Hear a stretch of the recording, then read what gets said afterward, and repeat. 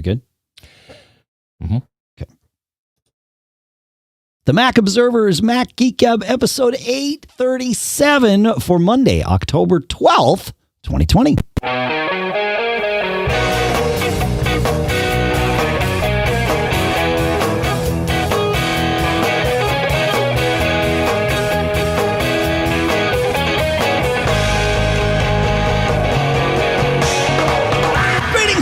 And welcome to the Mac Observer's Mac Geek Gab, the show where we take all your questions, all your tips, all your cool stuff found. We take the things that we've found. We take the things that we've learned, and we mash it all together and mix it up into an agenda that we loosely follow with the occasional tangents, with the goal being that each and every one of us, you, me, him, we all each learn at least 5 new things. It can be different things. Like I can learn different things from you and him, and like it's all good. That's why we have lots of stuff in the show so that we can each hit our 5 without any trouble. Sponsors for this episode include 2 longtime sponsors, CacheFly at mac.cachefly.com and BBEdit at barebones.com, and a new sponsor, but not a new company to most of us, Readdle at Readdle.com. We will talk more about all of them later. For now, here in Durham, New Hampshire, tucked away in the TMO Towers studio, I'm Dave Hamilton. And here, Fairfield, Connecticut, this is John F. Braun. Hey, man. How goes it today? Everything's terrible. No, that's not good. We get to do a show. That's a good thing, right?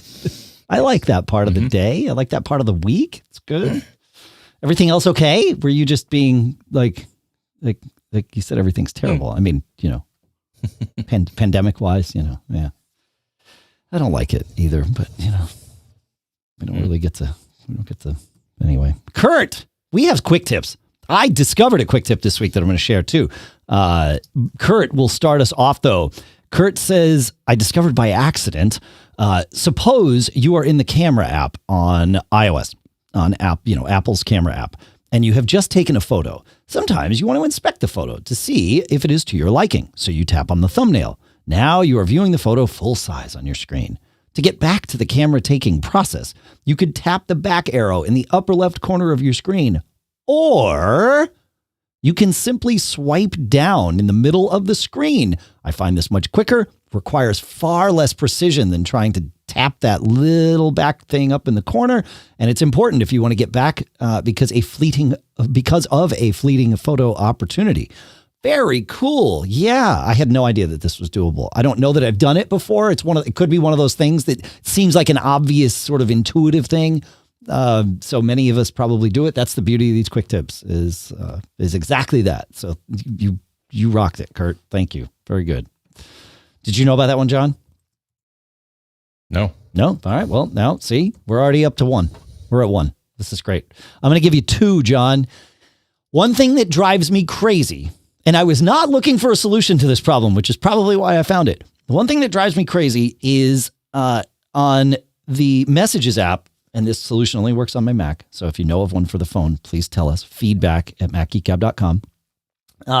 On the Messages app, it will tell you how many messages there are how many new messages, unread messages, I should say, not necessarily new, unread messages with a little badge.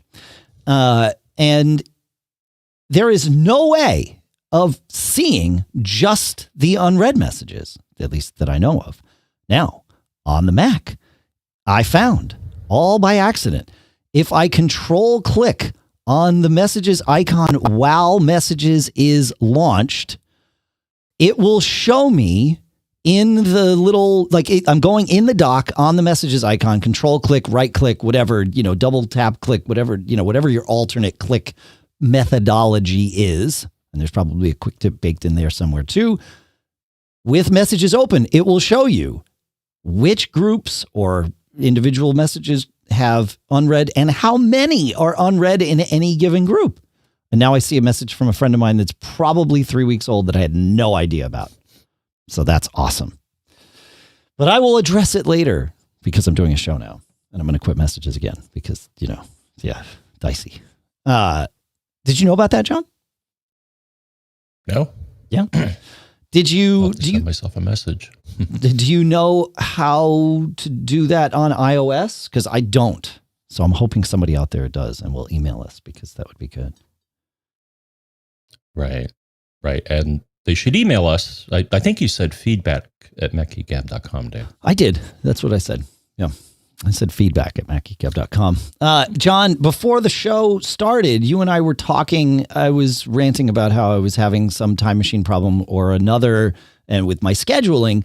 And you talked about your scheduling for Time Machine. We both use TimeMachineEditor for our scheduling, but you do something very specific with it. Tell us what you do. Well, at least on the Mini. So the Mini is the podcasting rig here. And so normally this machine, when I'm not podcasting or gaming, is asleep. But the way I'm set up here, Dave, is that I use TimeMachineEditor, and they have a number of options in it. And one is calendar interval. So what I have is I schedule an event every day at 3 a.m. and say, do your thing. And it works on this machine because this machine has PowerNap. And one thing that PowerNap can do is do a time machine backup in the background. I also have a carbon copy cloner thing set for 2 a.m. so they don't fight with each other. Ah, right. So they're not That's both my trying to backups. back up at the same time. Got it. Yep. Right. So that's the way I'm set up on this machine. My MacBook Pro is a little different. That one I actually have set up, Dave. So TimeMachineEditor has another setting. And so on my MacBook Pro, I have it set for when inactive. Just because. Yes. Right. That machine's usually on during the day, whereas this one's not. Yeah, that's what and then I manually do the carbon copy cloner. Also on my MacBook Pro, I do that manually, or actually I have it set up to do it at 2 p.m. every Sunday. And if the drive's not plugged in, it throws an error and reminds me that I should.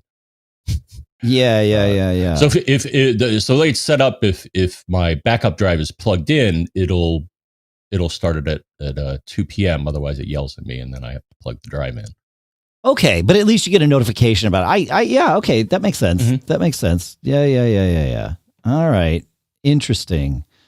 So yeah, because you always seem to have these processes like, and your favorite is Photo D. Well, it was Photos Library D that was running in the background today, and then I also realized that my Time Machine was trying to run it. I'm like, I know that I have TimeMachineEditor to run when inactive, but also not between the hours of 9 a.m. and 8 p.m. on this machine.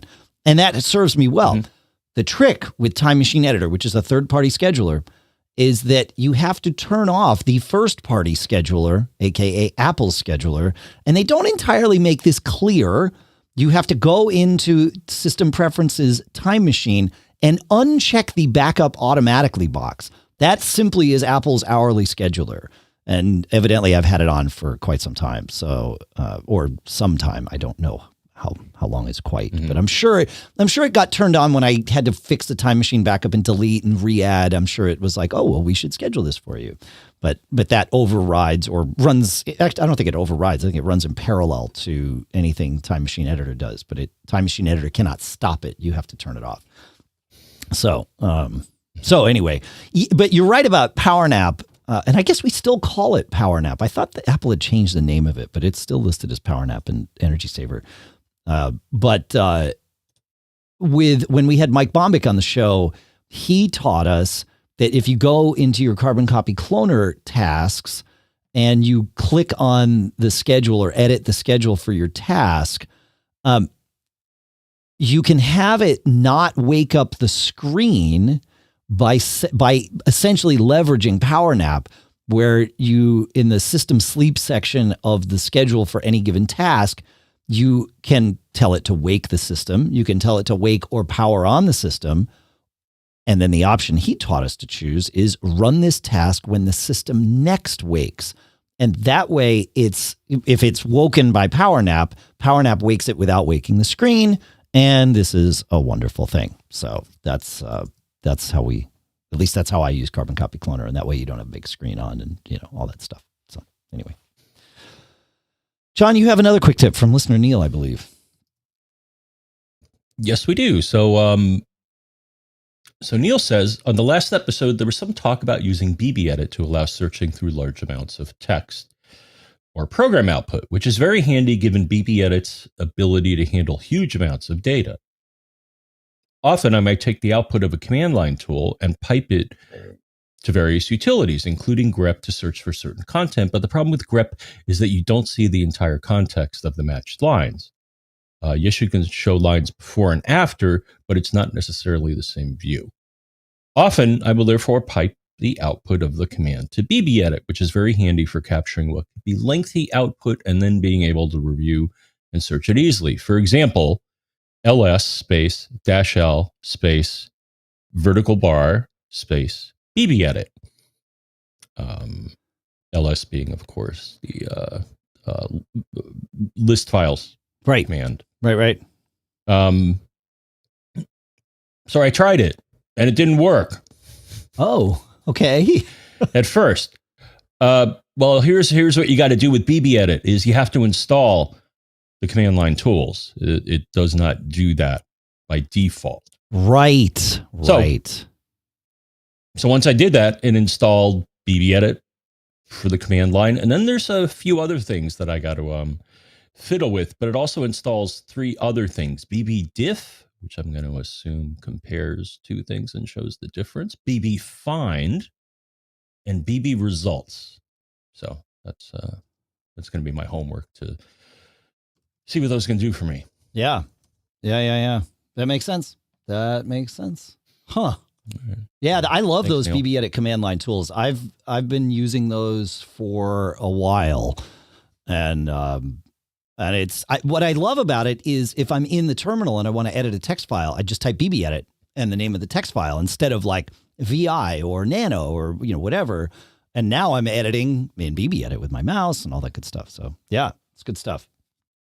I like it. All right. Where are we here? We have some tips / follow-ups from recent episodes, and we will start with Travis, who has an answer, perhaps a final answer, I hope, to the unlocking problem that we talked about with Dan last week, getting his Mac to unlock with his Apple Watch. Travis says, I ran into this exact same issue with 2 of my Macs, and the only thing that worked was following the steps that he found in a knowledge base article at Apple's site, to which we will link. And the steps are, you don't have to take notes. They are listed happily in this article, which is linked from our show notes, macgeekgab.com. And if you go there, you can sign up to get the show notes delivered straight to your email. Open keychain access. In View, enable Show Invisible Items. Search for Auto Unlock. And then you should see a whole bunch of auto unlocks. Select them and delete them. This will reset / disable auto unlock on your other Macs if you use multiple Macs. While still in keychain access, search for auto unlock with no space. There should be 4 entries, he says, and delete those. Open the Finder and navigate to Home Library Sharing Auto Unlock. There should be 2 files. Delete those, and they're listed there. And then open System Preferences and try re-enabling auto unlock. You may need to enable it twice. The first attempt will likely fail. He says, after I did the first Mac, I did not fully clear the auto unlock sans space entries in the keychain on my second Mac. I left the new entries created from the first Mac. Also, the first time I tried this, I had to forget the Wi-Fi network on my watch and rejoin, and then it worked. So thanks for that, Travis. That's helpful to know. Man, I love finding these needles in the haystack. And as Kiwi Graham pointed out in our chat room at live.macgeekgab.com, keychain show invisible items. Talk about a hidden quick tip in there. I had no idea that existed either, which is what he was saying in the chat room. So I like it. This is great little tips. This is how we keep from having to, we were talking, I guess it was last week, right? Where I was saying, lamenting that so often the solution is like, well, nuke and pave. It's like, yeah, but I hate that. I want to find the needle in the haystack and just fix it quick. Everything's easy if you already know the answer. Now we're knowing the answers. Any thoughts on that, John, before we before we keep on cooking here? Nope. All right. Also, last week we were speaking of Kiwi Graham from the chat room. Last week I was talking about debugging my iPhone and not really having the things that I wanted. There's no activity monitor on my iPhone that is of any use. And Graham says, I thought I'd share or remind that for debugging purposes, one can see the live console log via iMazing. As per any console, there will be lots of messages that aren't of interest, but there is a little filter/search field that lets a geek hone in on the suspect processes. I've recently been using this to try and work out why my iMazing backups have been hanging, and he found that there's some bug that was causing his health data to swell up and say that it was 1.6 terabytes of data. His phone is not that large unless he knows someone that we do not. But I think it's just a bug in 1401 or on his phone for some reason. But this was super helpful.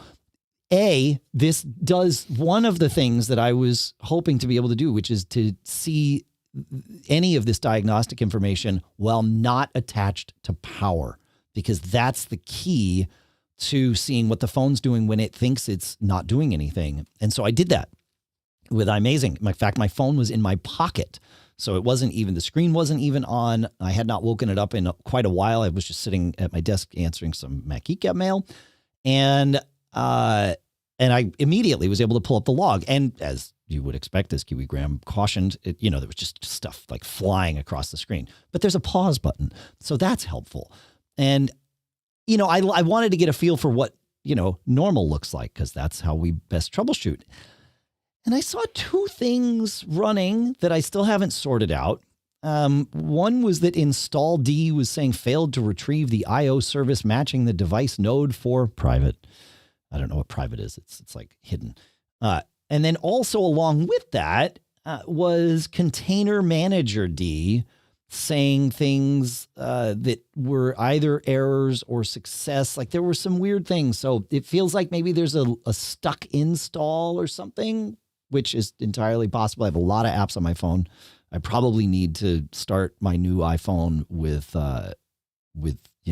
just nothing and manually kind of put things on it and set it up. I think that's what I'm going to do. A, for these kinds of things, but also B, so I can leverage I can start fresh with a home screen and sort of leverage everything that's in iOS 14.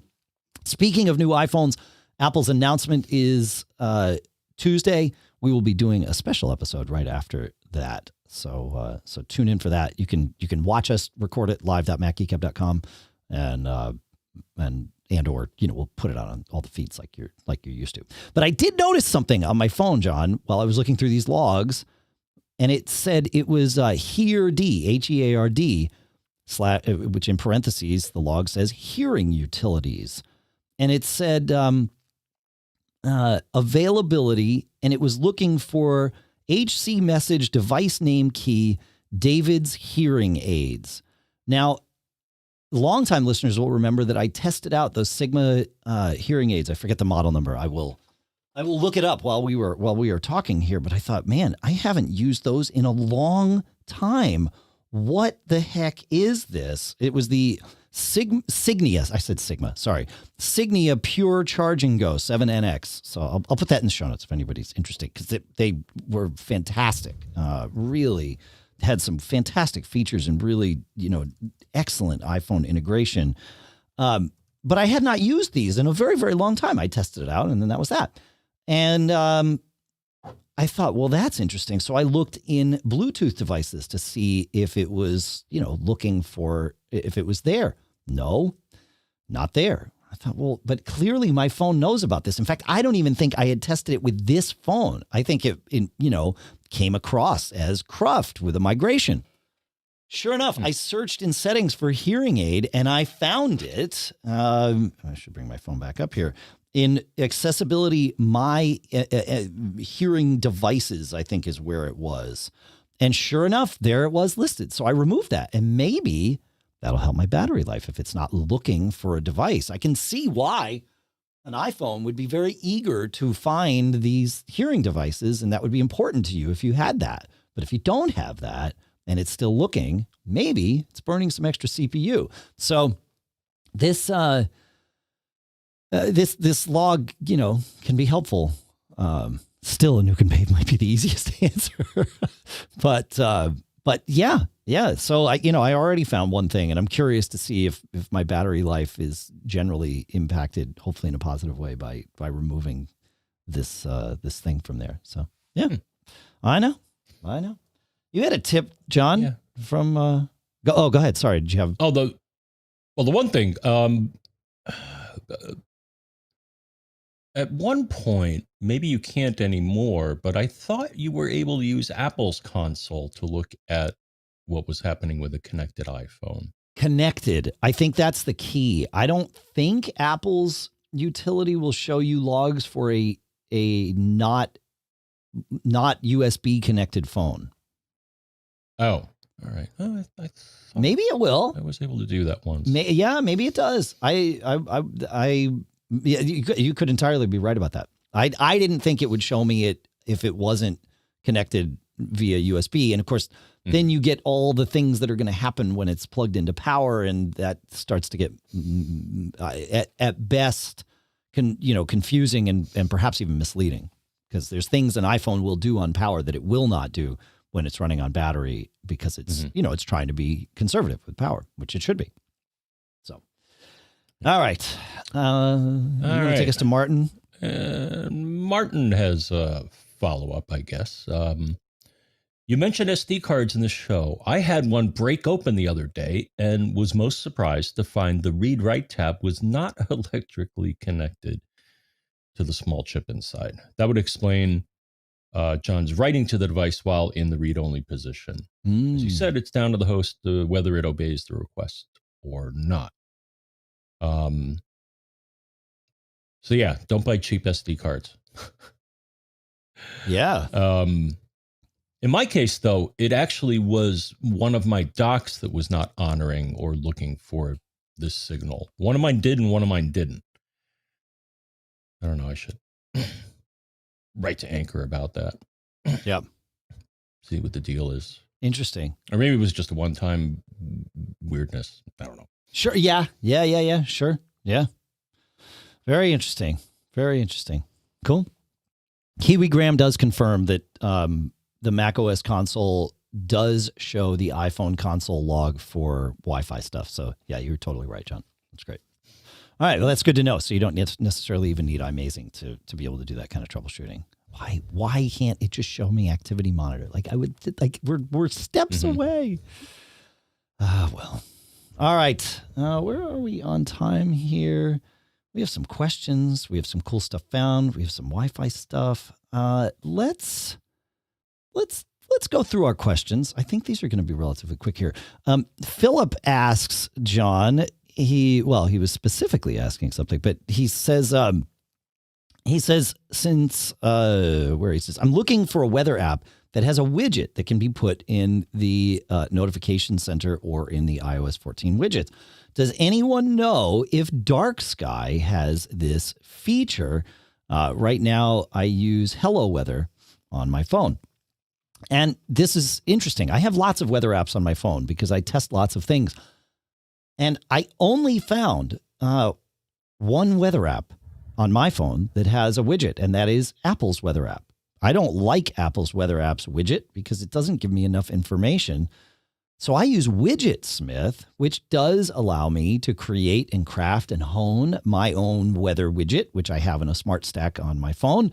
And it gives me exactly what I want. It tells me if it's the percentage of rain or percentage of precipitation. Presumably right now it's just rain. And then high and low temperature for the day. And it color codes each day for a 7-day week, which is exactly what I want to see. So, but yeah, I have on my phone, I have Dark Sky, no widget, and no widget for any of these. Rain Viewer, Air Visual, which I realize isn't quite weather, but still no widget.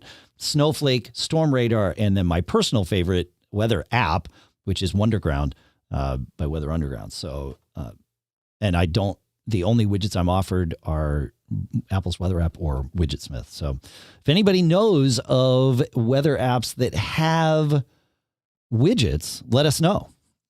Maybe somebody will even let us know in the chat. And if they do, we'll put them in the list here. So, yeah, there you go. Now we'll put Widget Smith down. All right. John, you have a question from Joe?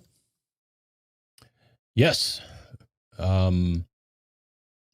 So Joe writes, "Hi guys, a potential stump the geek question. I need a lightning port doubler. Everything I can find uses the second lightning port only for charging. I need one that is fully functional for both ports. This may not be electrically or functionally possible, hence the stump the geek. Why, you ask? Good question. When I travel, I carry a SanDisk iXpand thumb drive with about 100 movies on it for watching when away from home. This works great when on a plane, but the problem comes when I'm in a hotel or somewhere and want to send the video out via HDMI. There are AV adapters with Lightning to HDMI, but once this is plugged in, there is no way to connect the SanDisk device. As I mentioned, port doublers or AV adapters are plentiful, but all of them use the second Lightning port just for supplying power. I used to be able to plug in the SanDisk so on the iPad can read the movies and simultaneously then output the video to the HDMI for sending to a TV. I suspect the design of the Lightning interface is the limiting factor here. So again, my stump the geek question on how to solve. I've copied files to the iPad, but that gets kind of old. So he prefers to play them off of the flash drive. I've also considered traveling with an Apple TV and just beaming the video, which you can do. Yeah, that would be one solution. Yeah. Mm-hmm. But that adds bulk and weight, so any ideas would be appreciated. So I broke out the Google Foo, Dave, and I think I found a potential way to solve this. Now, so first, you may ask yourself, not only how do I work this, but nice reference. But you may ask yourself, what is a Lightning port really? And I looked at the pinouts. Lightning is basically a USB port, Dave. Provides power and provides data, and it's USB. Well, you can verify this because if you have something Lightning-based plugged into your machine and you look in system info, you're going to see at some point the USB link speed, either USB 2 or probably USB 2 or USB 3. And then I found a dandy article which offered a suggestion here. So since this is really a USB port, Dave, I found something at Cult of Mac from a couple of years back. The title being How to Use a USB Hub to Hook Up Multiple Devices to Your iPad. So, and they suggest a powered hub would allow the connection of multiple devices. But I'm wondering if the root of their solution would also do this, and I don't think it would on its own. And the root of their solution is the Lightning to USB 3 camera adapter. Right.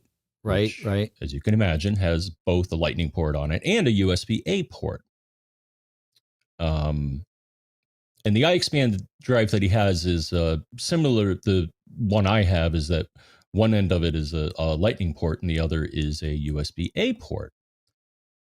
So,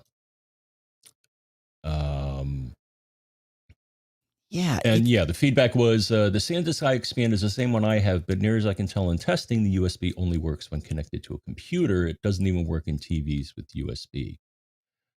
And the Apple device is essentially what he has, except his has an HDMI port. Yeah, that was another thing I learned. Once I looked at this Lightning to USB 3 camera adapter on the page, on that same page, it says, oh, by the way, here's another adapter, which they call, I think it's the digital video adapter.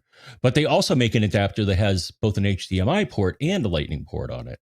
So I think what'll work is... But I think the adapter with the HDMI and Lightning is only to provide power in via Lightning at that point.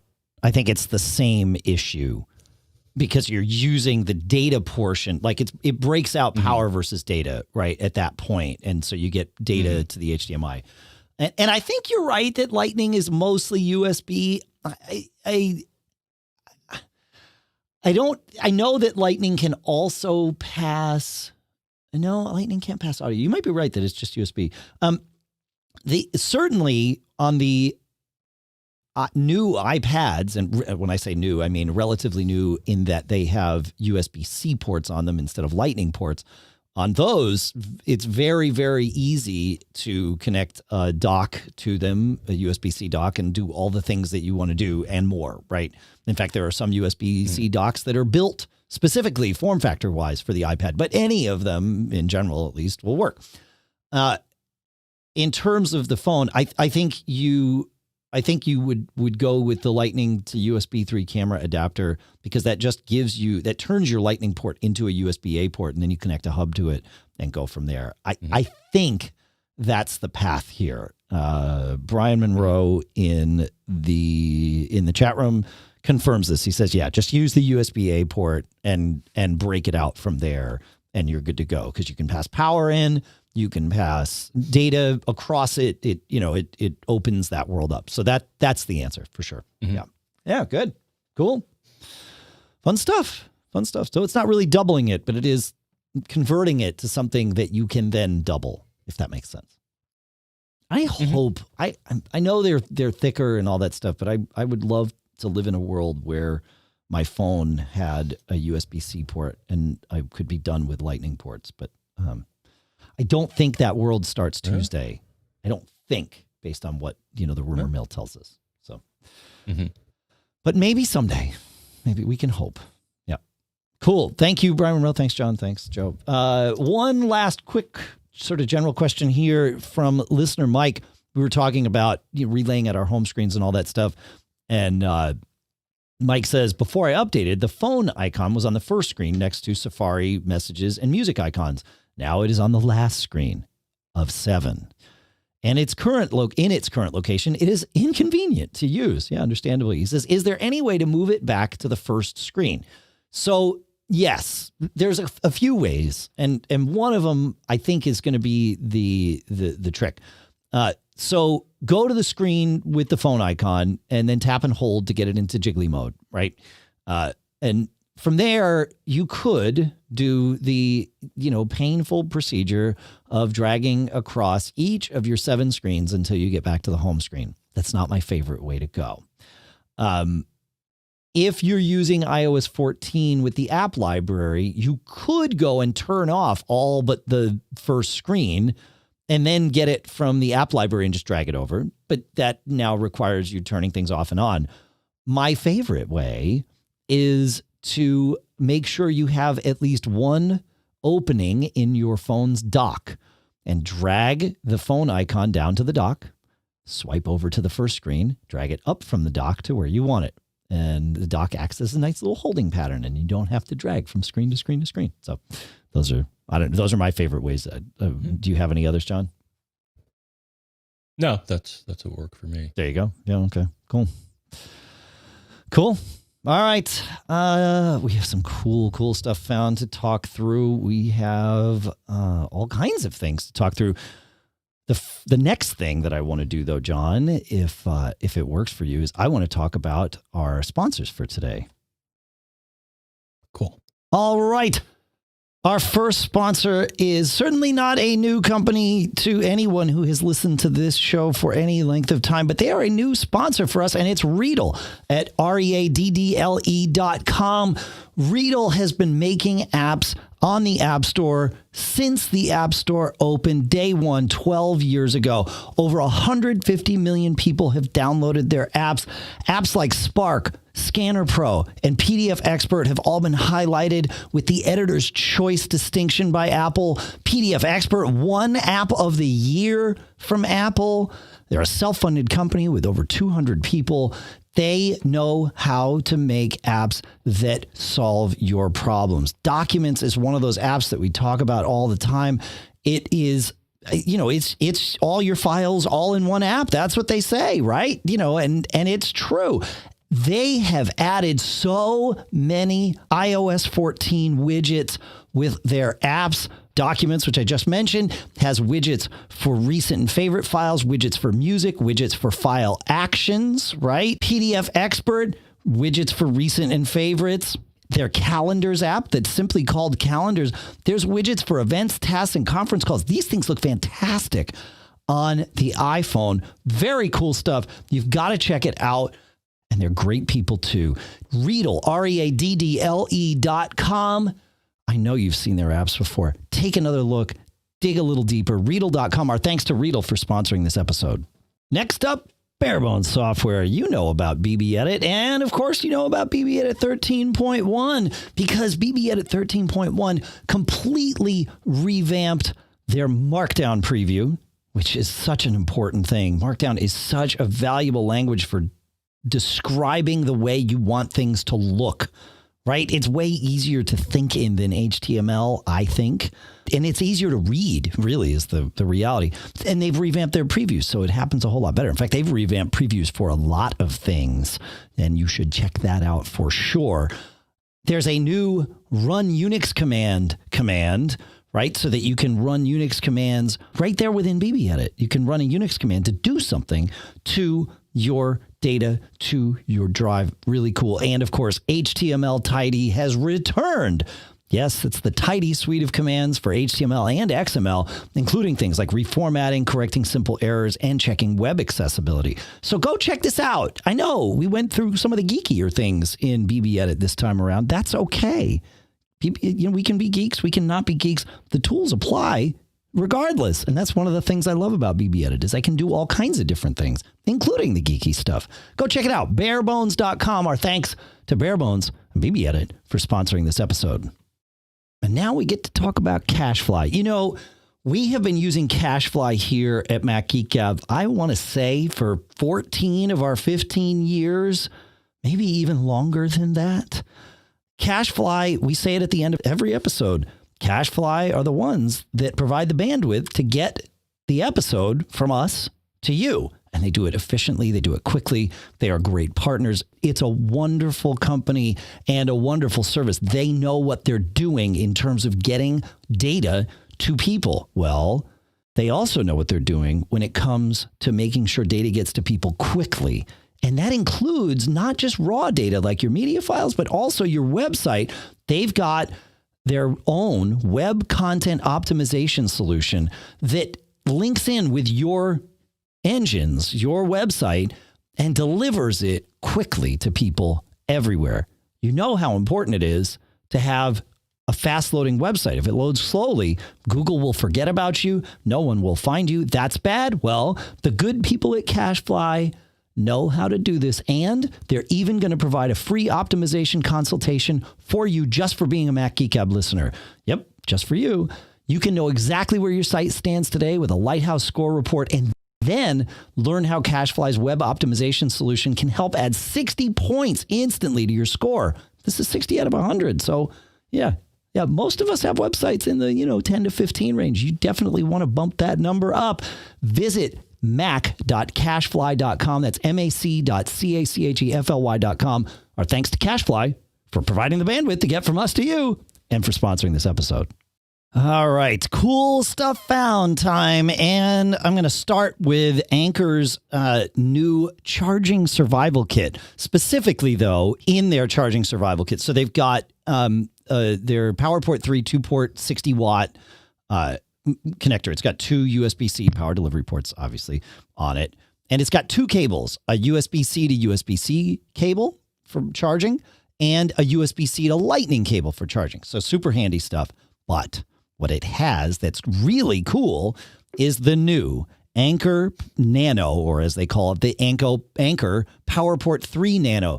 This is a charging block the same size as the tiny little charging block that you get with your phone, right? The little tiny one that, you just like sits on the wall and takes up just one outlet and all that stuff. They say that it has 18 watts of power in it, thanks to gallium nitride, right? But when I plugged it in, John, I tested it. I mean, I tested it with all my devices, but I thought, will this thing charge my laptop? Because an 18-watt adapter will not. Well, a 20-watt adapter does. And that's what this thing advertises itself as. So I know they probably don't say that it will charge a MacBook Air, but it will charge a MacBook Air in my experience, which is really cool to be able to do that with the tiny little, single outlet wall adapter. So yeah, you can get the PowerPort 3 Nano separately from them and for like $20. And then, like I said, it's included in this, what do they call it now? I lost the name of it. The charging, charging survival kit. Thank you. So yeah, very, very cool stuff for sure. Awesome. You want to take us to Martin for cool stuff found, John? Yes. So this is something I have never used, but it's called Enhancer for YouTube, and it does a whole bunch of things. It's like a Swiss Army knife here. So it does ad removal, playback speed control, playback quality, volume control, auto pause and preloading. And I'm not going to read the rest, but it looks like it does a lot of stuff. Wow. I guess the only bad news is that it's for Chrome, Edge, and Firefox and Opera, not Safari. So makes sense. Yeah. Okay. But that's cool. Oh yeah. Okay. So it's not just a Firefox extension. It's for, like you said, many browsers. Mm-hmm. Huh. Controlling the speed of playback. I can see that being helpful, especially if you're like watching this show on our YouTube channel, which you should subscribe to. Mm-hmm. I highly recommend it. Great content, as you know. All right, cool. Scott brings us, we were talking a few episodes ago, he says, about the BenQ screen light bar. And he says, I couldn't help but jump in with this recommendation. It is the Lofter, L-O-F-T-E-R, screen light bar e-reading LED task lamp with no glare on screen, USB-powered monitor for home office, etc., etc. You know how those Amazon descriptions are. They are stacked with keywords. But yeah, sure enough. And it's just $39 on Amazon. It's a bar that goes across the top of your screen, kind of sits up there balances up there like a webcam might. And yeah, there you go. So very cool. Thank you, Charles. We like those things. He loves his, and it is you can adjust the color temperature on it, which is key especially for webcam stuff and all that. So it's good to have the light balance. Speaking of webcams, John, I have been interested in finding a webcam that is not Logitech branded. Not that there's anything wrong with the Logitech stuff. It's just that for a time, especially during the pandemic here, they were real short on stock. Like so short, we couldn't even get Logitech corporate to send you a camera. Like they just did not have them. So I was like, well, wait, they're clearly not the only people that make webcams. And so I've been checking out a few, and one that really has risen to the top. I've checked out some that are crap, folks, by the way. This is not one of them. But it's Ausdom, A-U-S-D-O-M. It's a $90 camera, 1080p, 30 frames per second. That's really the frames per second is what we as Mac users care about, because our phones and our iPads have 30 frame per second cameras. Our Macs have 15 frame per second cameras but doesn't the iMac Pro have a 30 frame per second camera in it? Like, it drives me crazy, but it really makes you look kind of choppy and weird and crappy. It's a noticeable difference when you go above 15 frames a second. And so this one has it. It's got it's got a microphone array on it, and the sound is good. We do family Zoom calls with our kids every week, and we generally do them from the house on Lisa's machine. So we are using the mic that's in the webcam, as opposed to like when we record this show, we're using, the mics that we have because they're nicer. But, it's a very, like, an hour-long call. People will tell you if it sounds like crap, especially if they're your kids. And so this has been a good testing ground for us. And the microphone array on this is great. It picks up everything. It filters out background noise in a nice way. Obviously it works with, all the things. It is just a webcam. So I'll throw that in there again, just looking for brand alternatives so that we're, not stuck in tunnel vision here, which no pun intended. And Ausdom definitely delivers. So yeah, good. Thoughts on any of that, John, before we move on? No, I didn't know I don't know. Didn't know the camera on the Mac was. So you're saying the camera on the MacBook is kind of wimpy? Yeah, it's terrible. 15 frames a second. Yeah, it's awful. They all are. I don't know why Apple does this. I mean, like not every other, most Windows laptops have 30 frame per second cameras in them, which is great. It's a remarkable difference. Like if you're zooming with somebody and they're on their Mac using the built-in camera versus using like their iPhone, when they, like if our kids are like, oh, I'll use my iPad today. It's like, oh, they look so much better. So now I got to send them all webcams, but yeah, that's fine. Yeah. Mac Tracker doesn't. I'm looking here. It says, so like my MacBook Pro, all it says here is 720p, but it doesn't offer the frame rate. Huh. Yeah, it's limited at 15, which stinks. So yeah, not good cameras built into Macs in general. All right, let's see. We will go to Paul here, and Paul brings us 2 cool stuff founds. He said, I want to send in a couple of cool stuffs found suggestions, the first of which is an app called When Did I? Unfortunately, it has a really ugly icon, but I'm finding its functionality very useful, especially with everything that's going on at the moment. Essentially, it lets you set up and record when you've last done something. For example, he says, I use it to tell me when I last changed my Ring doorbell battery. I have it tell me when I rebooted my router, cleaned out my gutters, changed the water in the fish aquarium, downloaded data from my bank. With COVID, he says, I even use it to remind myself when I last used one of the 3 masks that I have in rotation. It keeps a record of these actions over time, and the data can be edited if you forget to log your action in the moment. Very handy. So thank you for that. That's great. Yeah, I like it. When did I? Cool. He says that the second thing is as a comment to, wait. Yeah, where are we here? For the second thing is you mentioned that Pixelmator Pro was good for images, but I don't think you mentioned the app's secret trick.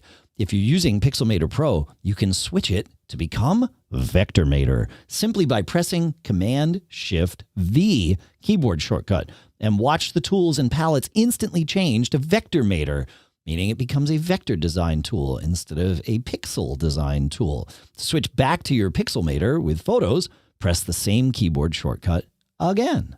Very cool. I always forget that I have this vector editing app in my, I'm running Pixelmator Pro all the time on my Macs. I don't have it running now because it takes up RAM and there's things, so I don't run it while we're doing the show. But it is the thing I use to craft the show notes, that's for sure. So yeah, very, very, or to craft the show images, I should say, not the notes that I use BBEdit for. But yeah, cool. Thanks, Paul. Thoughts on any of that, my friend?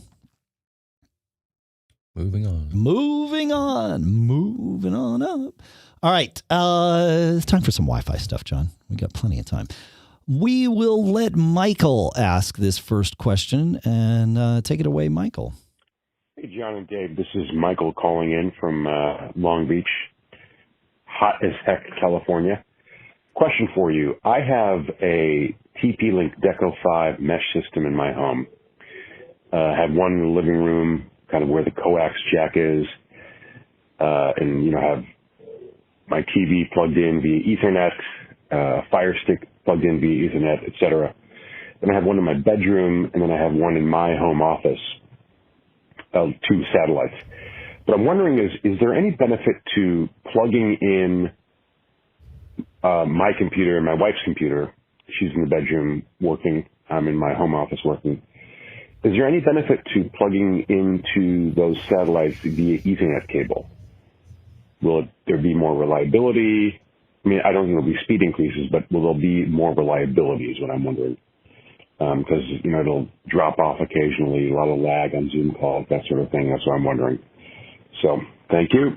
Appreciate it. Yeah, you're welcome. Good question, Michael.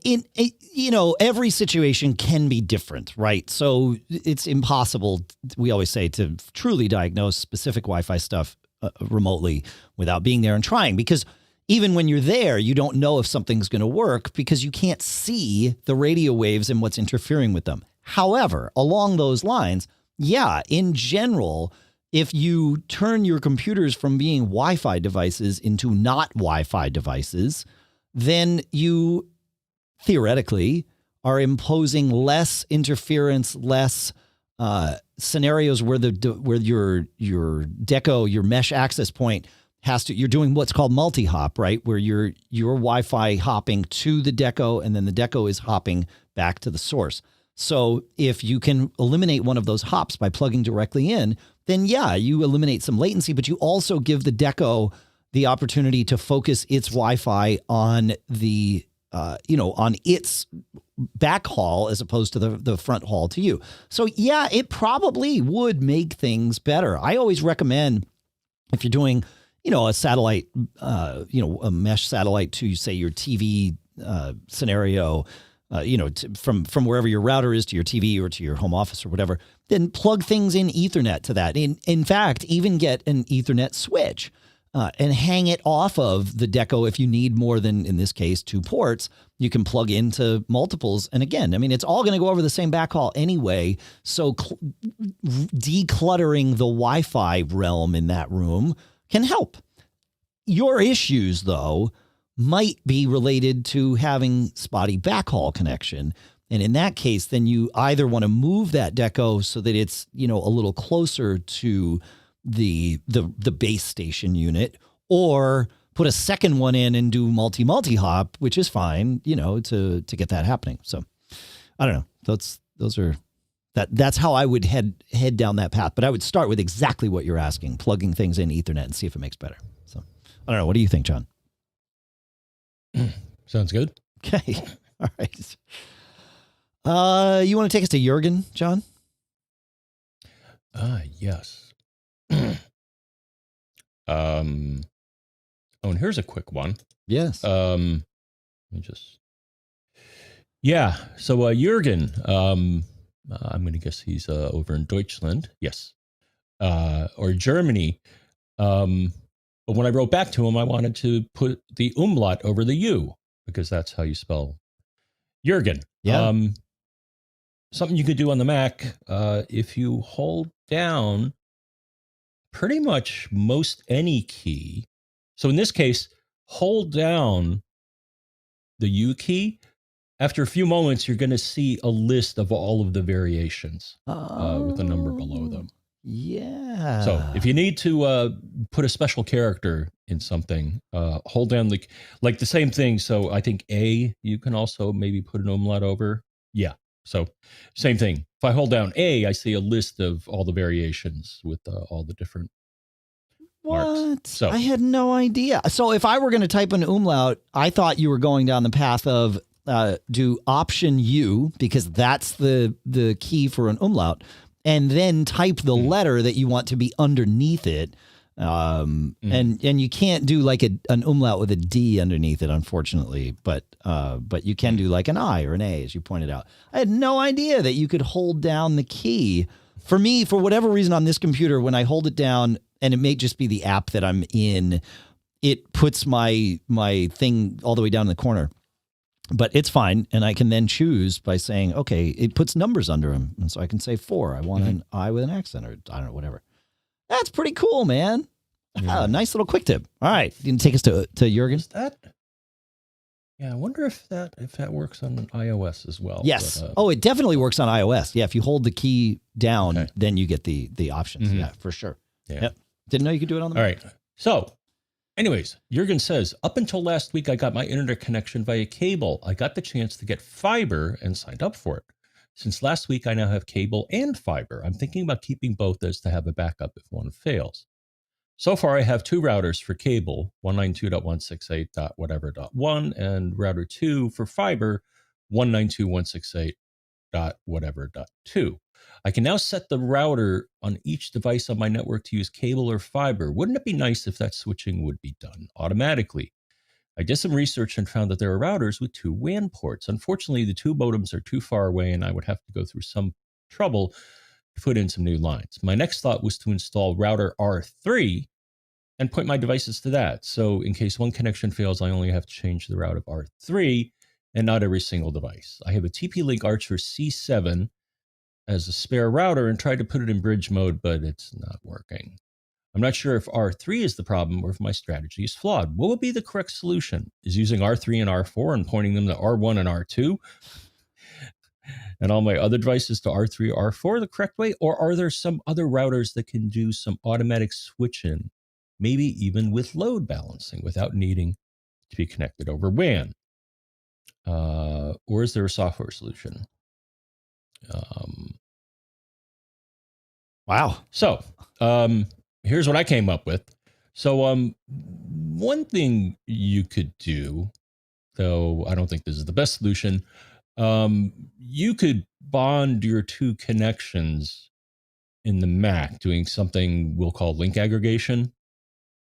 And that's in System Preferences, Gear Menu, Manage Virtual Interfaces, +, New Link Aggregate, and then select the interfaces you want to combine.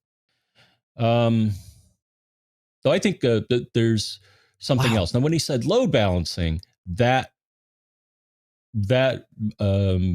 had me thinking, and so I started searching for devices that would do this, and found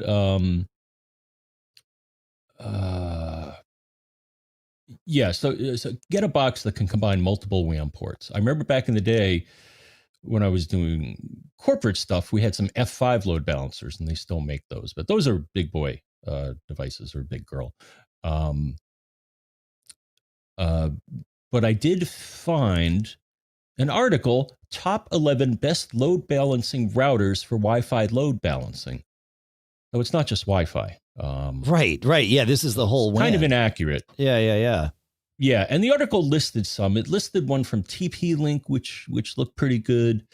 And it's the TP-Link SafeStream Multi-WAN VPN router. Okay. So that's one thing. And all of the devices listed here have multiple WAN ports, which is really what he's doing here. Yeah, right. But then this right. caught my eye. The article listed the Synology RT2600AC as being able to do this. And I'm like, huh? Yeah, we've talked about that here. Sure. Yeah. Yeah, and I guess I wasn't paying attention, but it specifically lists in the product description, dual WAN capable for load balancing and failover support. So even though when you look at the picture of the device, it shows one blue port and 4 yellow ports, you could actually change the purpose of one of the blue port being the WAN port and the 4 yellow ones being your local network ports. But you can change the nature of one of the yellow ports. And you even verified this, Dave, and you showed a screenshot where you can say, I think you can do load balance or load balance and failover modes. Right. The Synology. That's right. Yeah. And I've messed with this a little bit. Now, you're right that you can repurpose port 1 of the first switch and make it your load balance, a secondary WAN. If you have, like, for what Jürgen has, that's exactly what you would do, right? You'd plug 2 Ethernet ports and you tell the router. And yes, you're right. You can choose failover with or failover with load balancing. It's actually the opposite of what you said. So if it's in failover only mode, it will not do load balancing. It will just use the second connection when the first one fails. And then load balancing also comes with failover, because if they're both on, it's not just going to kill it if one of them dies, right? And that works. But you don't have to do it with another Ethernet connection, although this is getting worse, and I'm not sure why Synology is doing this. The Synology routers have Ethernet ports. Yes, they have Ethernet ports. They also have USB ports on them. And you can plug a USB dongle or your iPhone or an Android phone via USB into the device. And this is how I've tested it, and use that as your WAN connection. So if you've got, unlimited data, it's not a bad thing. Now, there's a thing on Synology's website that says that they're no longer going to be updating the USB drivers that live inside this router. And so it's basically, if it works, great, but it might not work going forward at some point. You might not be able to do the USB thing the way that you've done it in the past. I have no idea why they would hurt this functionality. And it's not entirely clear whether it's all across the board it's going to be getting worse, or if it's just for the dongles and your phone. Maybe they're more focusing on phones. I'm not entirely sure about this. I'm trying to get a straight answer out of them. I haven't gotten it yet, but yeah. So So yes, there's that in the chat room.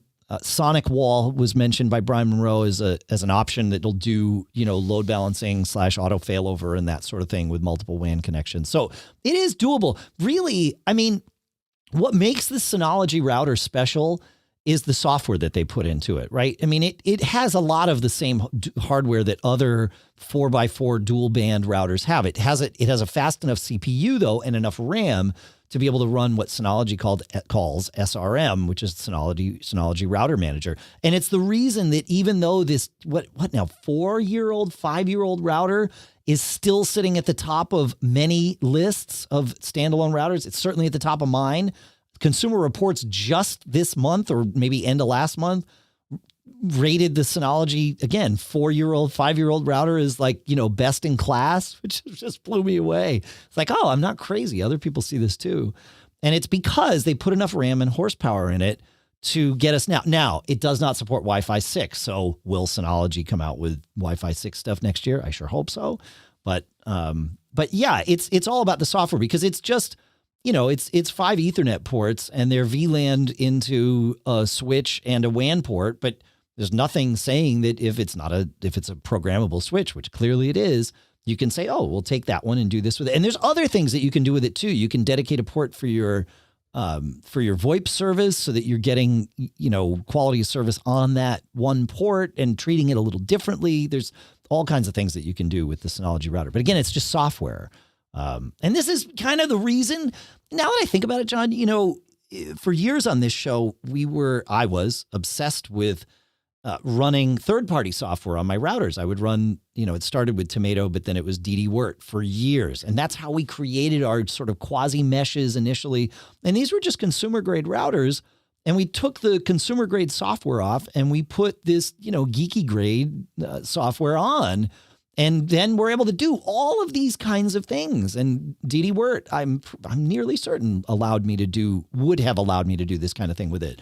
And then Synology came out with SRM and was like, hey, we've got a really nice GUI and we'll back it up, as opposed to, your warranty being void the moment you put this software on there. We're with you, And that's why we liked Buffalo for so long when they made routers, because they supported DD-Wirt on them. They would ship them with DD-Wirt if you wanted. So yeah, Synology really saw that need and was like, okay, we want to go after the geeky consumer, but also be usable by the not geeky consumer. So anyway, it's fascinating to me though, like obviously. Yeah. So, all right, we should get back to the show. I mean, I know this is all part of the show. We should get back to the agenda. We're still doing the show. It's not like the show ever stopped. I don't know. What do you think? Like, we don't have to. But do you have any thoughts on this, John? No, it'd be nice to have. Yeah. It'd be nice to have multiple connections, but I don't. Yeah, I don't have the option for them here. I look every 3 months. It's on my calendar. When was the last time what was it? When did I could put it in that too. Mm-hmm. I check with Verizon to see if they've gotten FiOS anywhere, near my house. I mean, it's like 3 miles away, but it's not here. Maybe more than 3, maybe like 7. But still, it's like it could happen. I mean, I've got a university right there. I know there's faster connections here in my town. I want faster upstream. Anyway, I did notice something though. My daughter at her apartment downtown, right next to the school, they have Comcast for their internet, just like we do. And they were on, and still are on, like their prices didn't change. They were on a 300 down, 10 up plan. And when I set it up for them this summer, I was over there. I tested it, 300 down, 12 up, like exactly what you would expect. I happened to log into the router the other day to check something. There was some problem or whatever. And I did a speed test just to make sure that, things were copacetic. And it was 300 down and 25 up. They doubled their upstream. I did not know Comcast was doing this. I don't know if they're doing it nationwide. I don't know if it's just because it's a college campus or near a college campus and they know that the kids are doing, 50% of their classes on Zoom. And when you've got a bunch of kids in the same, on the same pipe, you need, more headroom for all those simultaneous Zoom calls or whatever. I don't know if this is everywhere. If you folks know, let us know. So yeah, interesting. But it's definitely, I had her test. I'm like, well, maybe the router's getting it wrong. It's not. Nope. So Comcast doubles some upstreams. They did not double mine, John. I am still at, I'm still at 35 or it's 42. I forget what they say it is. I think they say it's 35, but I get 42 on the gigabit connection. I want faster. All right. Speaking of faster, let's keep moving here. And the next thing I have on the list is from Robin, who says, I'm wondering if you have a solution for a silly problem. When traveling, I sometimes don't want my iPad to connect to my MiFi, but to my iPhone's hotspot. I cannot turn off the MiFi as other devices use it. However, as by default, my iPad connects to the MiFi and not the iPhone, I have to go into Settings, Wi-Fi, and select my hotspot. Is there a quicker way or a shortcut to do this?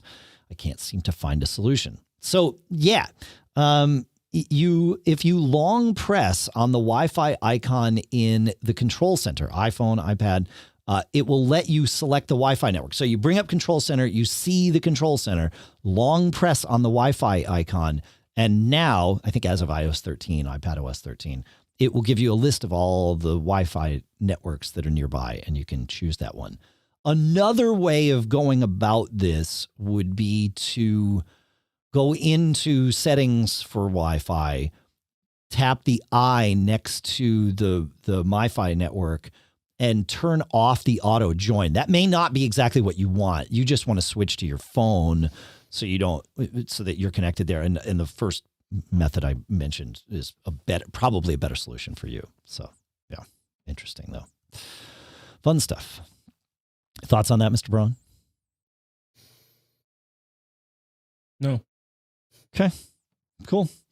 You want to take us to, I think, not our final question of the show, but if we get through, assuming we get through this in less than 20 minutes, we've got some NAS stuff to talk about. So you want to take us to Peter? And actually, Peter, I get to play Peter, and then you get to answer it. So Peter, take it away. Hi, Dave and John. This is Pete from Wisconsin. Pete. I've got an unusual question regarding Wi-Fi network security, the Contacts app, and trying not to get caught. A while back, Apple put in a wonderful feature into the Contacts and iCloud system where if someone was in your contacts, you would be able to easily share a Wi-Fi password with them if they were attempting to get onto a network to which you had access. Really, really great when friends and family come over to visit. Not so great when it leaves a gaping hole in your church's Wi-Fi security. Was informed today of a amusing and slightly paranoia-inducing anecdote where a gentleman was working on one of the Macs we have in-house here and decided to see if he could get on the secure Wi-Fi. Well, he was able to by putting his name and an iCloud email address into the Contacts app on that particular Mac. And when he tried to access our secure Wi-Fi, the Mac helpfully said, "Do you want to share the Wi-Fi password?" He said yes, and suddenly all his devices were able to access our secure internal network. Obviously a bit of an issue. A little bit of Google foo turned up no decent leads on how to disable either the Contacts app on the Mac, disable being able to add contacts within a user, or disabling the feature that allows you to share or automatically pops up with the share a Wi-Fi password with someone in your contacts. And so I turned to you two and your infinitely greater experience and wisdom. I'm hoping you or somebody in your community would be able to help out with this. Thanks, and here's where you cut me off. And I've cut him off, John. All right. All right, I think there's a way. But here's a few thoughts on what's happening here. So one, it sounds like the person has access to the Mac, and I think Apple's and access to the iCloud account. More importantly, I think Apple's thinking is that if that's the case, then the user already has access to your network, so it's okay to share the password. So just to speculate on their thinking. I do like the idea of restricting access to the Contacts app, but I couldn't find an easy way to do it, like changing the permissions on it to read only or something like that. Yeah. When I tried it, it said the operation can't be completed because you don't have the necessary permissions. Now, usually when I see this message, if you disable SIP, that may let you get around it. But So that was another thought. Then I actually found Apple's article here, and I think this is the direction you want to go, Dave. So they have an article, how to share your Wi-Fi password from your iPhone, iPad, or iPod Touch. But the feature, Dave, which caught my eye here. So the feature requires one to be signed into their iCloud account. I'll assume to use iCloud Keychain, but also requires both Wi-Fi and Bluetooth to be enabled. So I'm wondering if creating an account for this person to use that doesn't have access to your iCloud or where Bluetooth is turned off would be a way to shut this feature down. The other thing I found, which, although not a total security solution, several people in the articles I saw suggested a Mac-based media access control or hardware address whitelist or blacklist, whatever, would be another way to keep people off of your Wi-Fi, in that only let, and a lot of routers allow that. If I recall, Dave, Apple and TP-Link would let you explicitly enter the MAC addresses of the devices you wanted to permit. Eero does it a little different, is that once something is connected to Eero, you can block them. So it's a blacklist, not a whitelist. Yeah, or a deny as opposed to an allow list. Yeah, exactly. Yeah. So I think the key here is that iCloud is the mechanism where this happens. So I think the conclusion was try to disable iCloud Keychain, or again, just don't have that particular machine or that particular user accessing your iCloud. Right? Yeah. Yeah.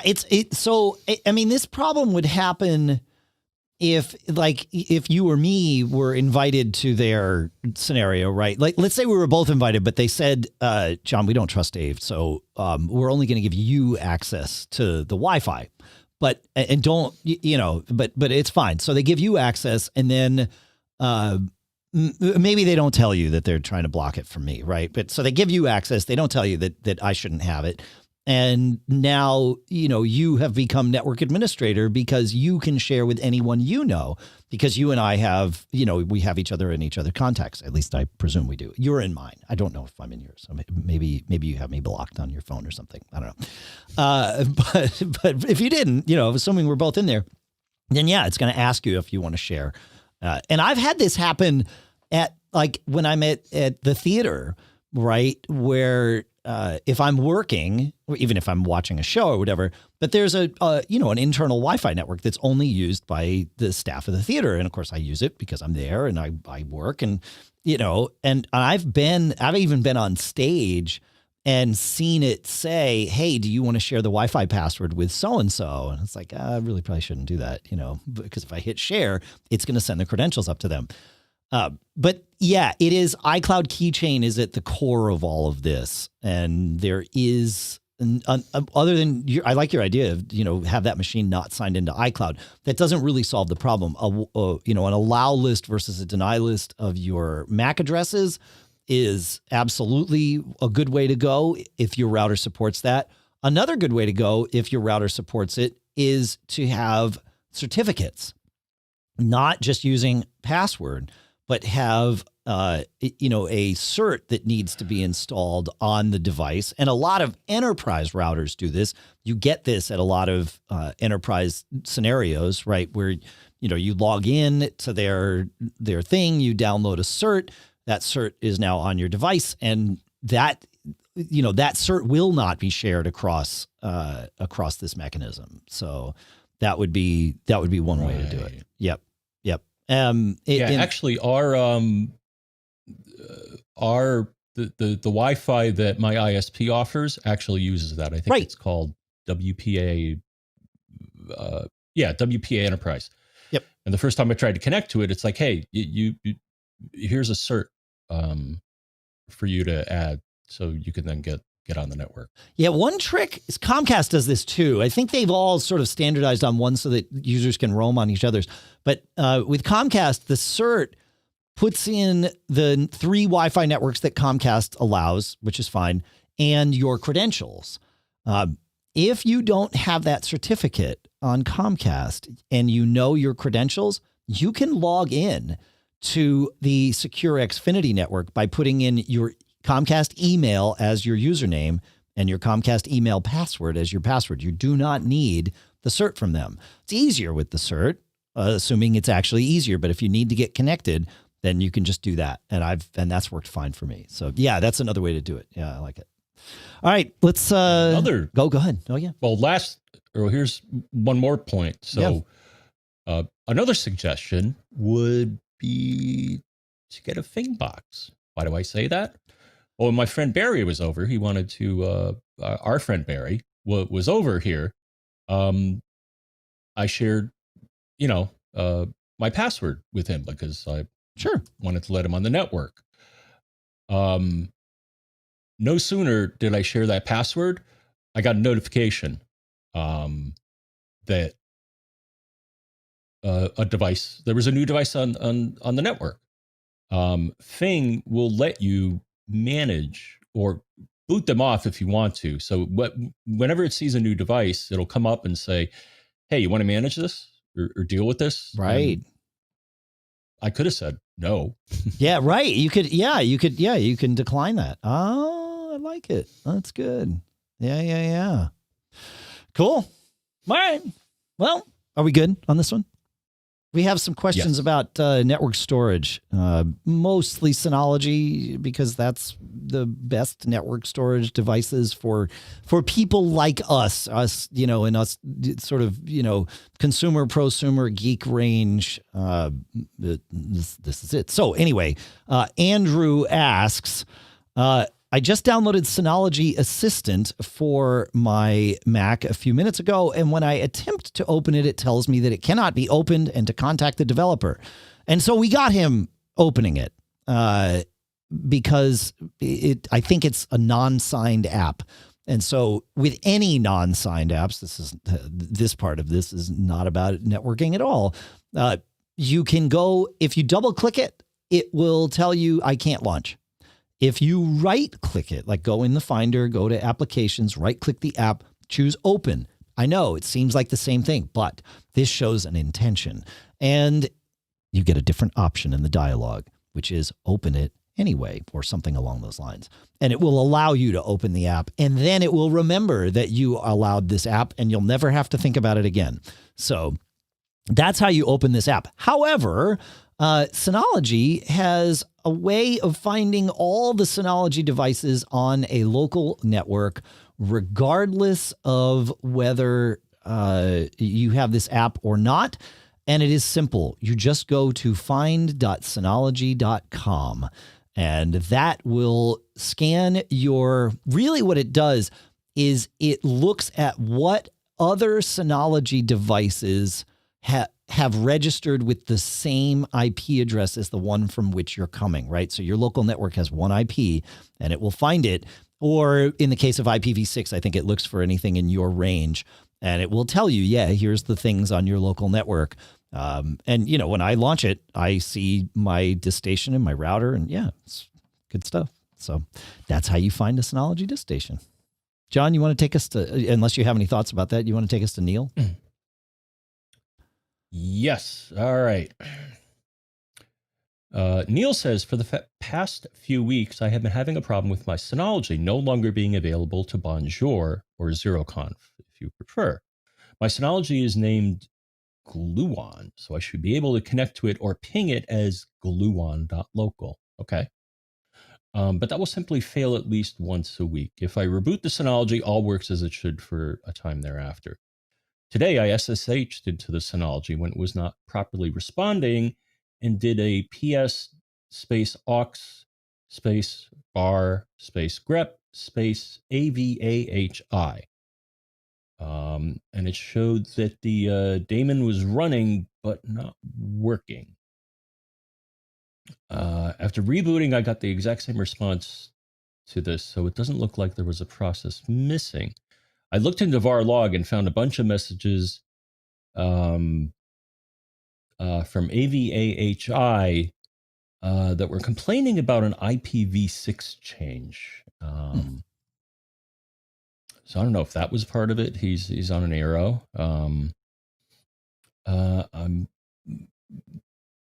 my thinking is to wait until the next time I find the local address doesn't work, and at that point check the log files, see if there are any different messages. So nice work. And first off, I didn't know up until now what AVAHI is. That's the Linux process that handles zeroconf.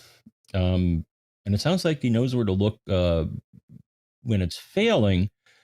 The only thing I could suggest, one, maybe talk to Synology. They may have a bug. I don't know. But I do recall having an issue with their service in the past when doing Time Machine, and that it couldn't find whatever .local, but it was able to find it if I used the IP address. So that's one suggestion. And I pretty much exclusively access my Synologies by IP address and not the name. And I'm also curious what protocol you're using. I've had issues with using AFP. So you may want to limit things to SMB and see if maybe that would help. And that's Control Panel File Services. And there's SMB, AFP, and NFS. There's also some ways you can tweak the aspects of the protocol. So that may be another place to look.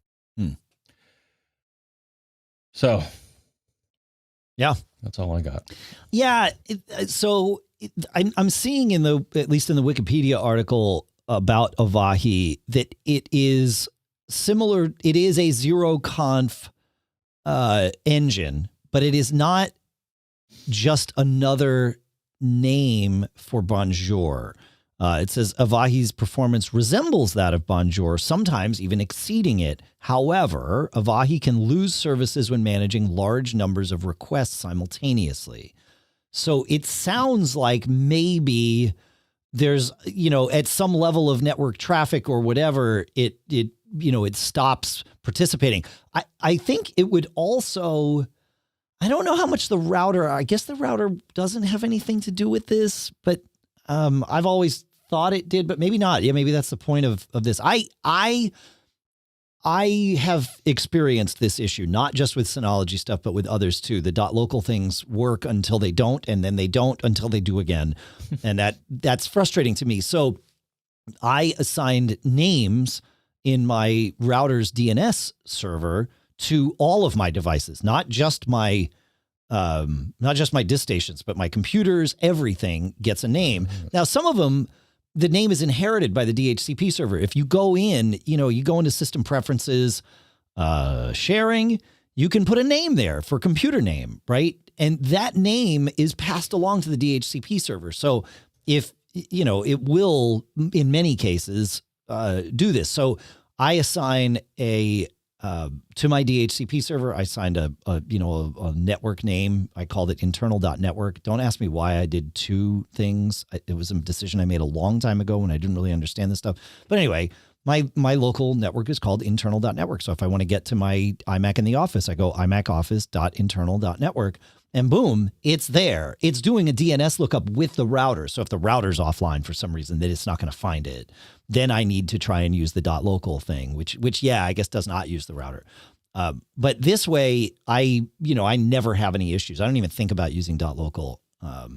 And although I guess sometimes I probably do, because at times I will say like ping space iMac Studio, and I don't much care whether it looks for iMac Studio.local or iMac Studio.internal.network, so long as it finds it. And that often works. So in fact, it almost always works.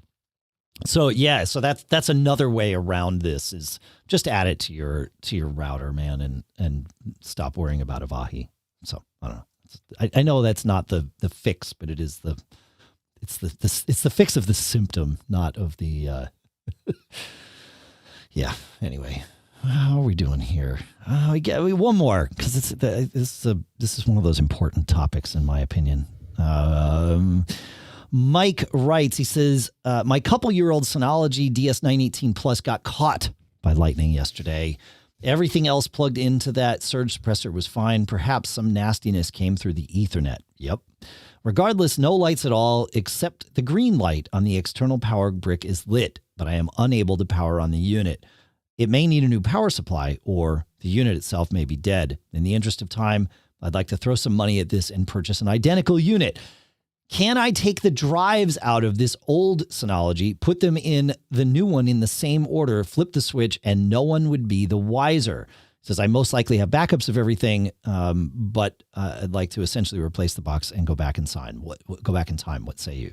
So yeah, the Synology DiskStations are good like this. I recently migrated, from the Synology that I had to the new one. And I'm pulling up the model number because I can't remember. I think it's a 1520 plus is what I'm running now. I should have left that screen up, the find.synology.com screen, John, because that would have told me what I had, but I pulled it down. But yeah, I migrated from the 1019 plus to the DS 1520 plus. They are both 5-bay units. As long as I had enough bays for my drives, they don't have to be the same size. You can go from a 2-bay unit to an 8-bay unit. You can go from an 8-bay unit to a 5-bay unit as long as you're only moving 5 disks. Once you do that, as Mike said, you move the disks in order. So disk number 1 goes to disk number 1, disk number 2 to disk number 2. You understand the process here. Yep. You put them in, you boot it up. It will notice this. It won't just boot up and be like nothing happened. You will have to go to the web interface and tell it, yes, it's cool. What I just did is what I meant to do. Yes, inherit this volume and all of the settings, essentially become my old DiskStation. And then it will, oftentimes I find it downloads the new version of the software or another version, another copy of the same version of the software, probably specific to your unit. It does whatever it needs to do. It reboots once and then boom, you're up and running.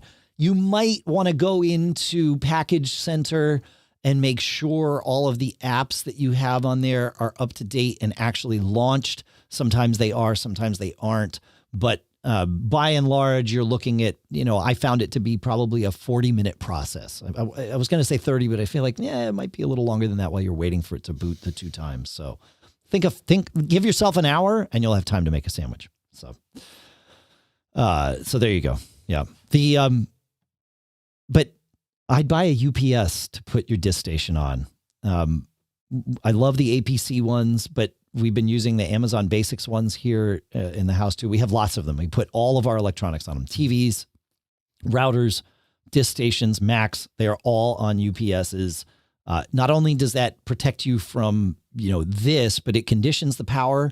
And we found our electronics last a long time around here. Maybe we're just lucky, but I really think it has to do with the fact that they are all getting conditioned power.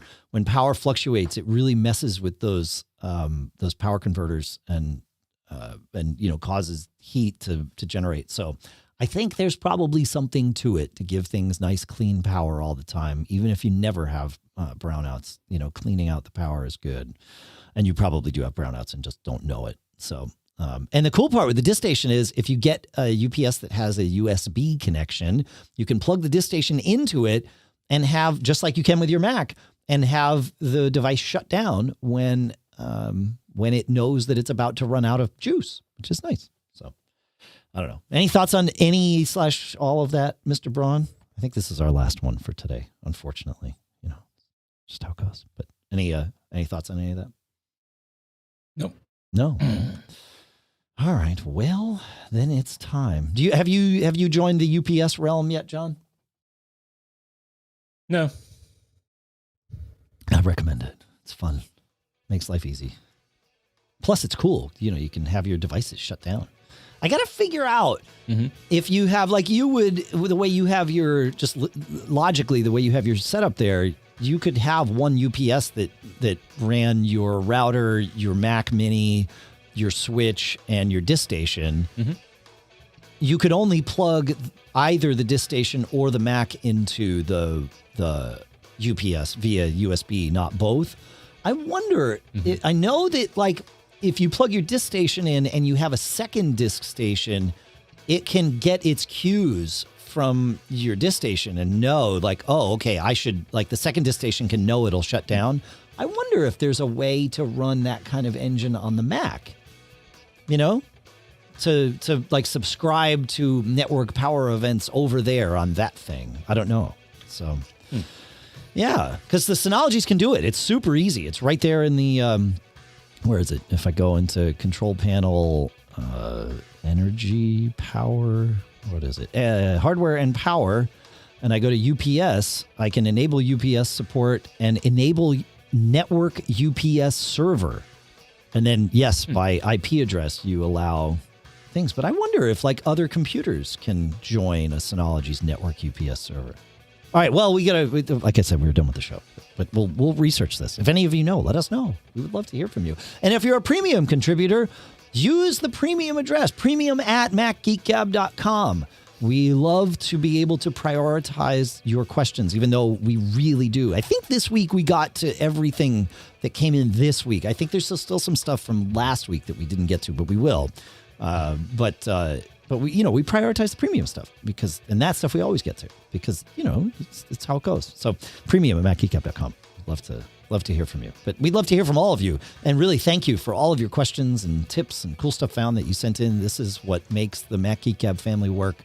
And we love being a part of the Mac Geek Gab family. We are a part of it, just like all of you are. We are the stewards of this, but it belongs to all of us for sure. And it's awesome to be a part of it with all of you. So thank you for everything. It's great. John, you have any things to share before we ripcord this thing and get out of here? No. Okay.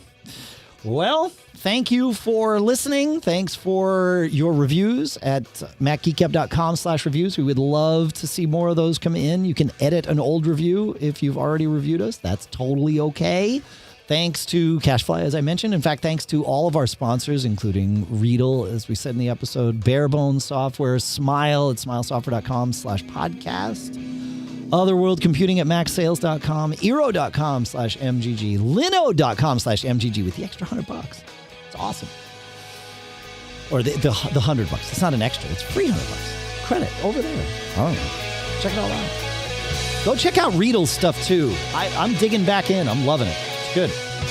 We will see you all on Tuesday, the extra episode this week, which is nice because it's 8:38. The palindrome episodes always make me feel so at peace. So that's good.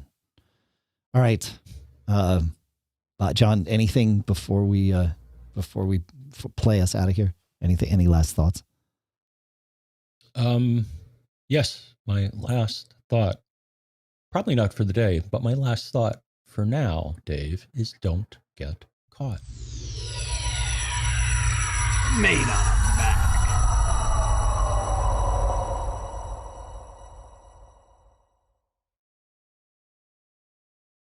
And we're out. Sweet. Fun.